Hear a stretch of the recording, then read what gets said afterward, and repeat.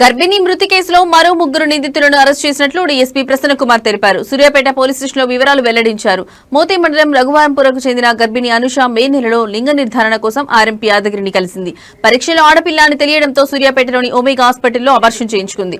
తీవ్ర రక్తస్రావంతో అనుష మృతి చెందింది అని తెలిపారు. లింగ నిర్ధారణ పరీక్షలు చేస్తే కఠిన చర్యలు తప్పవని హెచ్చరించారు. ఈ కార్యక్రమంలో సీఐ వెంకటయ్య, ఎస్ఐ ఏడుకొండలు సిబ్బంది ఉన్నారు.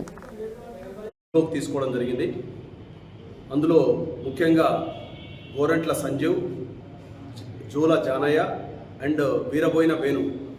ఈ వేణు అండ్ సంజీవ్ వీళ్ళిద్దరు కూడా హాస్పిటల్ మేనేజ్మెంట్కి సంబంధించిన వాళ్ళు. వీళ్ళు మన సంజీవిని హాస్పిటల్ సూర్యాపేటలో రన్ చేస్తుంటారు. ఇందులో జానయ్య ఆర్ఎంపీ డాక్టర్.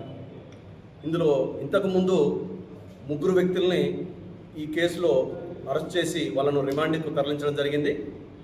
ఇంకా ఒక ముగ్గురు వ్యక్తులు అబ్స్కాండింగ్లో ఉన్నారు. తర్వాత ఇప్పుడు ఒక కీలకమైన ముగ్గురు నిందితుల్ని మనం అదుపులోకి తీసుకోవడం జరిగింది.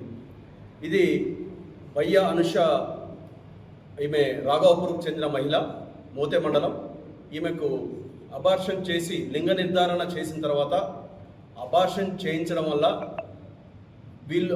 ఆ మహిళ చనిపోవడం జరిగింది. ఇందులో వాళ్ళ హస్బెండ్ బయ్య నాగేష్ అని చెప్పేసి అందులో ఈ కేసులో అతను కూడా నిందితుడు. అతని ద్వారా సందీప్ అనే వ్యక్తి పరిచయం కావడం జరిగింది. అతని ద్వారా యాదగిరి అనే వ్యక్తి అతను స్కానింగ్ చేయడం జరిగింది.